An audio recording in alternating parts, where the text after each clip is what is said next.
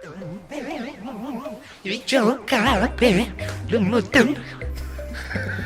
yang tidak terurus. Pintar ya.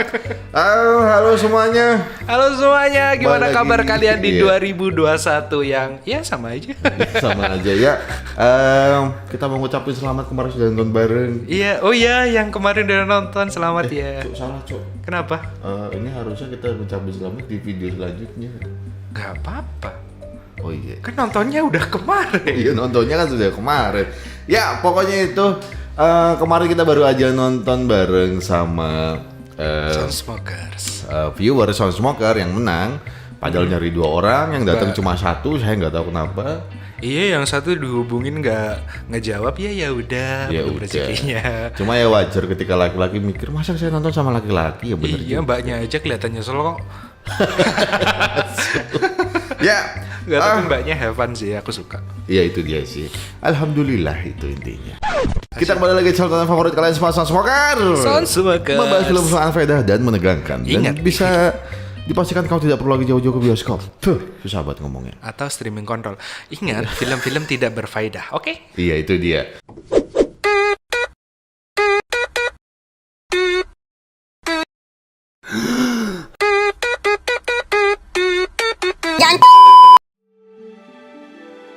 Pernahkah kalian membayangkan jika kalian memikat pacar yang jago bela diri?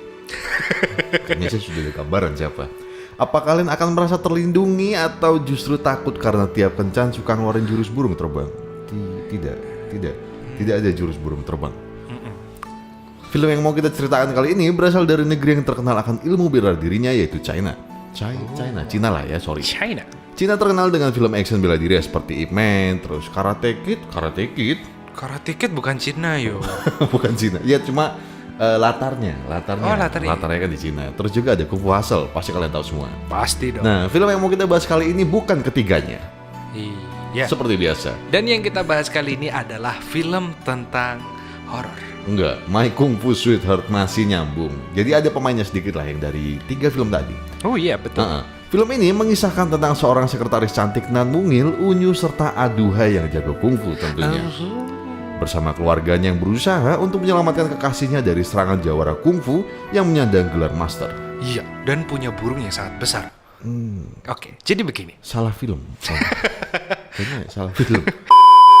Pada suatu hari, seorang anak kecil yang bernama Phoenix dikagetkan dengan 2 sosok yang terbang di angkasa. Ia menceritakan penampakan itu ke ayah dan ibunya. Namun, ayah dan ibunya malah menganggap Phoenix bermimpi akibat terlalu banyak nonton TV. Saat Punik beranjak remaja, ia mendapat serangan dari sesosok siluman ular dan siluman kucing. Mengetahui hal tersebut, ayah dan ibunya dengan sigap menyelamatkan Phoenix. Ternyata, selama ini, ayah dan ibu Phoenix merupakan pasangan master kungfu yang sangat handal. Dengan gesit, mereka pun berhasil melumpuhkan lawannya. Mengetahui anaknya yang sudah siap dan mantap dengan ilmu perkungfuan, ayah dan ibu pun sepakat untuk membawa Phoenix ke perguruan kungfu untuk mempelajari ilmu bela diri. Kala tumbuh dewasa, Phoenix bekerja sebagai seorang sekretaris di sebuah perusahaan.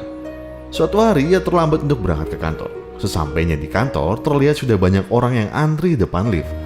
Karena takut dipecat, Phoenix memutuskan untuk memanjat gedung dengan ilmu kungfu yang ia kuasai. Aksi Phoenix pun tertangkap oleh seorang CEO muda yang bernama Dragon. Hal tersebut meningkatkan bisnis. Hal tersebut mengingatkan Phoenix pada wejangan guru kungfunya, bahwa orang pertama yang melihat kemampuan kungfunya akan menjadi jodohnya. Sementara itu, setelah menyaksikan peristiwa Phoenix memanjat gedung, Dragon menceritakan hal tersebut pada kawannya yang bernama Kiddy. Kiddy tidak mempercayai cerita Dragon karena menurutnya hal tersebut tidak mungkin terjadi. Saat mereka berdua sedang berdebat, datanglah si sekretaris baru Dragon yang tak lain dan tak bukan adalah Mas Phoenix. Mbak Phoenix, mon. Iya. Hal tersebut membuat Dragon takut dan hampir menolak adanya Phoenix. Saat Dragon dan Kiddy masih berdebat, Bos Lam datang meminta Dragon menggantikannya di acara makan malam bersama bos-bos lain. Sementara itu, Phoenix pulang untuk merayakan hari ulang tahunnya. Sesampainya di rumah, ia dikejutkan oleh seorang lelaki yang ada di dalam rumahnya. Segera ia menggunakan jurus kungfunya untuk menghabisi lelaki tersebut. Tanpa ia sangka, lelaki tersebut adalah orang yang dijodohkan dengan Phoenix oleh ibunya. Di sisi lain, ayah Phoenix datang membawakan seekor burung elang sebagai hadiah. Membandingkan dua hadiah dari orang tuanya, Phoenix pun lebih menyukai burung karena ukurannya yang besar.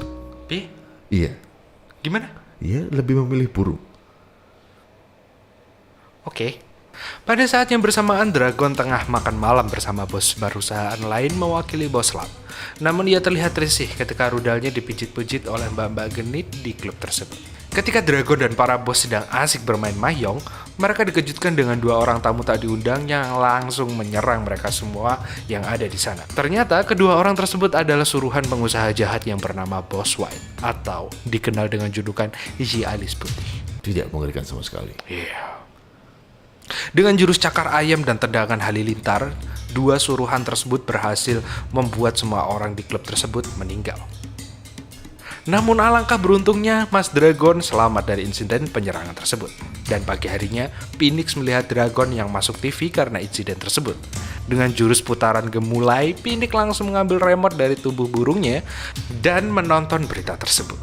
Mengetahui bosnya sedang dalam teror, Phoenix bertekad untuk menjaga Dragon. Karena gagal membunuh Dragon, si Alis Putih murka dan mengajar anak buahnya. Si Alis Putih kemudian menyuruh dua anak buah itu kembali menghabisi Dragon. Saat Dragon sedang sendirian menatap rembulan, tiba-tiba datang dua utusan si Alis Putih yang ingin menghabisinya. Namun hal tersebut dapat segera dihalau oleh Phoenix yang muncul dari balkon.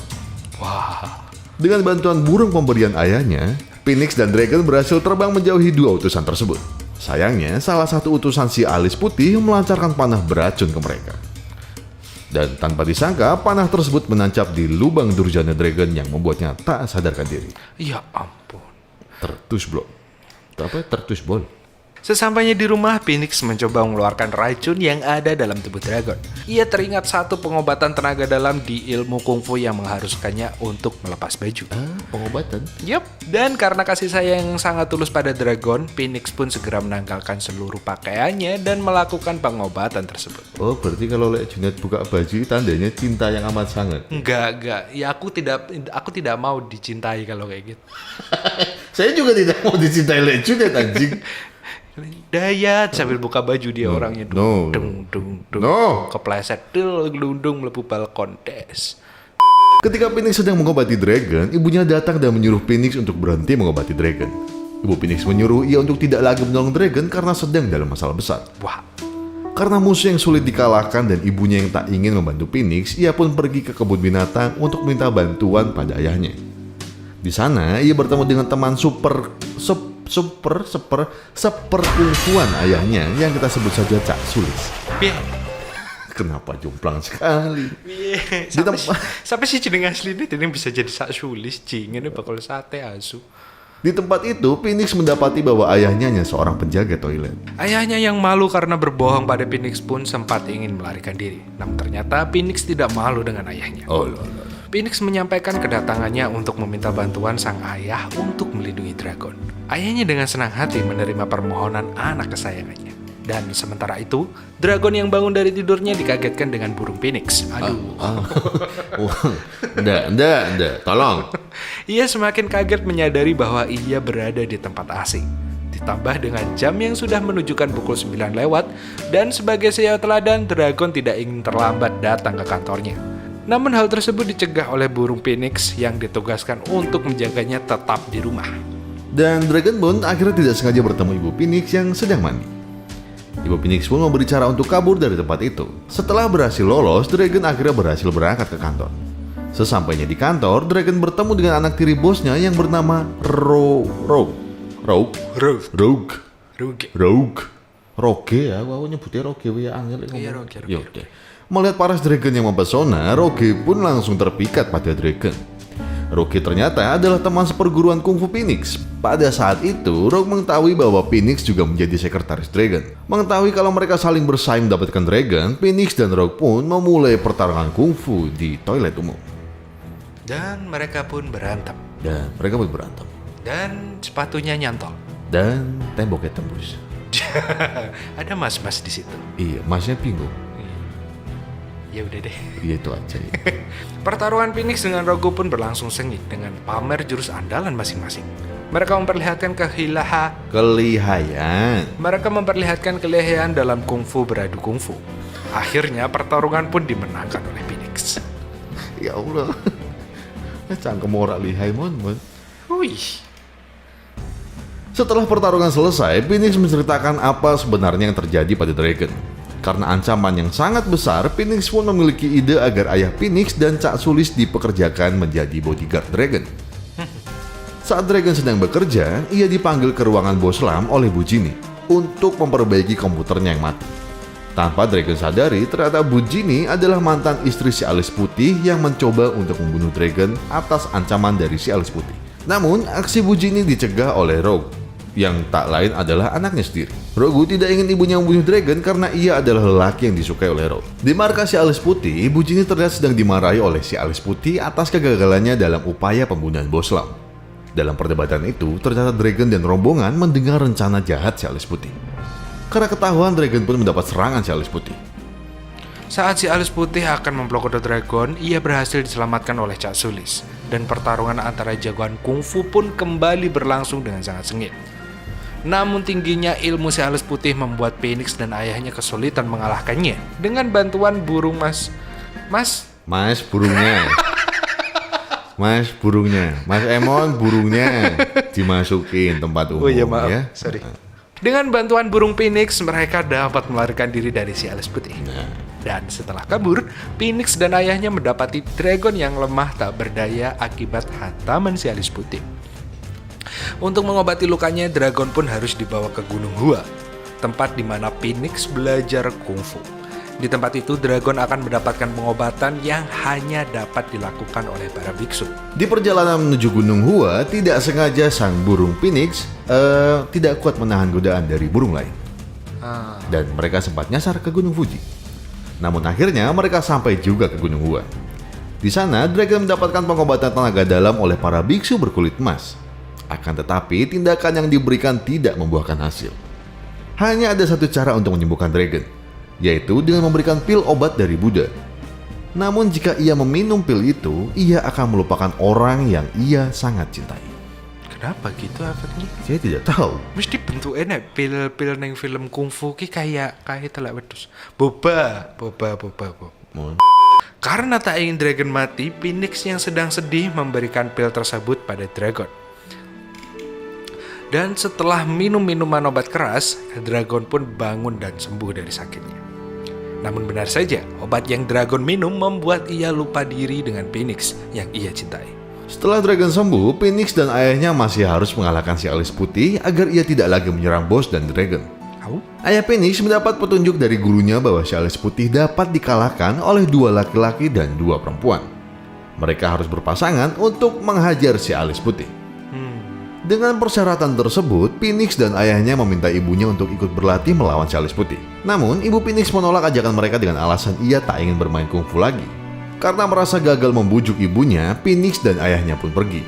Namun sebelum pergi, Phoenix meninggalkan kitab suci kungfunya untuk sang ibu. Adegan pun berganti saat Rogue dan Kiddy sedang jalan-jalan di tengah rintik hujan. Tiba-tiba, segerombolan anak buah si Alis Putih datang untuk menjemput paksa Rogue. Namun ia menolak dan melawan para anak buah ayahnya.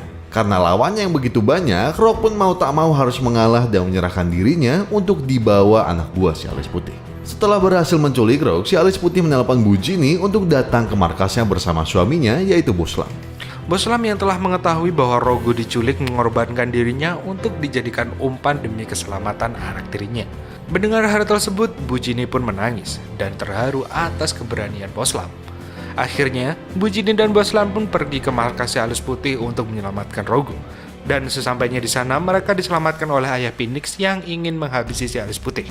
Kali ini, ayah Phoenix datang dan tak hanya dengan Phoenix, namun ia dibantu oleh Dragon yang sebelumnya telah dilatih kungfu. Cepat sekali latihannya. Pertarungan pun terjadi dengan sangat sengit. Si Alis Putih mengerahkan seluruh anak buahnya untuk melawan Phoenix dan rombongan. Tanpa disangka-sangka, ibu Phoenix datang untuk membantu anaknya bertarung. Di tengah pertarungan, Dragon mengingat kembali siapa Phoenix sebenarnya. Dengan formasi keluarga berencana, Phoenix dan keluarganya memblokot habis-habisan si Alis Putih. Karena nampaknya di perguruan kungfu mereka ikut eskul cheerleader, Phoenix dan rombongan pun membentuk formasi 221 untuk menumbangkan si Alis Putih. Dan pada akhirnya, si Alis Putih berpulang ke Ramatullah dengan azab terkubur setengah badan. Phoenix berhasil mempersatukan keluarganya kembali dan menjalin asmara bersama Dragon. Dan mereka pun bahagia sebagai kungfuvers sejati. Kungfuvers sejati, iya. Kalau pepatah bilang, tresno jalaran saka kulino. Meskipun awalnya Dragon itu takut sama Phoenix, cuma karena seiringnya waktu, mereka pun akhirnya bisa menjalin asmara bersama. Ya meskipun dengan cara yang sangat tidak biasa, yaitu melihat seorang wanita yang merayap di sebuah gedung. Ya ham-ham dasmu. Ya, tresno jalaran saka ngelibet. Ya soko ngelipet. Gelibet wae terus. Cuma kalau nonton film ini sebenarnya karena kebetulan juga lama kita nggak nonton apa ya, bukan kita sih sebenarnya, pasti kalian juga yang mungkin seumuran itu lama banget nggak nonton film Kungfu Hustle. bukan film action kungfu Cina yang komedi gitu kan, kayak zaman dulu kan banyak banget ya sebenarnya. Kalau aku merasanya film itu pengen ngasih feel itu gitu loh, cuma nggak tahu kenapa ada beberapa bagian yang kurang. Belum Apa kok? ya apa ya, kayaknya nggak sama feelnya kayak aku dulu nonton loh Mon. Iya, karena kita kan udah tua, dulu kita nonton masih kecil. Oh iya, pinter juga kamu masuk Kan semakin tua semakin banyak. yang dipikirin. Ya betul, bukan banyak rezeki. Masuk. Jadi kira-kira pelajaran apa yang kita dapatkan dari film ini? Ada dong. Apa coba? Kalau pengen punya burung, pilih yang besar. Tidak, bukan itu. Film ini mengajarkan kita untuk bisa menjaga orang yang kita sayangi. Gue pengen melihara burung. Apapun resiko yang kita hadapi, kita harus menghadapinya dengan tegar. Seperti halnya Phoenix yang harus rela dilupakan Dragon agar bisa menyembuhkan sakitnya. Oke. Dan selain itu, keluarga adalah bagian penting dalam hidup kita. Mereka yang akan selalu mendukung dan membantu kita. Seperti halnya Phoenix yang mendapat bantuan dari ayah dan ibunya. Dan oleh karena itu, sayangilah keluargamu seperti kamu menyayangi tetanggamu. Tidak salah, dirimu sendiri. Baik. Dan sepertinya gitu aja dulu dari kita. Sebarluaskan video ini ke teman-teman perguruan kungfu kamu. Masuk. Ya, saya dari undur diri dan Emang undur-undur. kebuki wong kayak asu. Terima kasih dan sampai jumpa. Sampai jumpa. Dadah.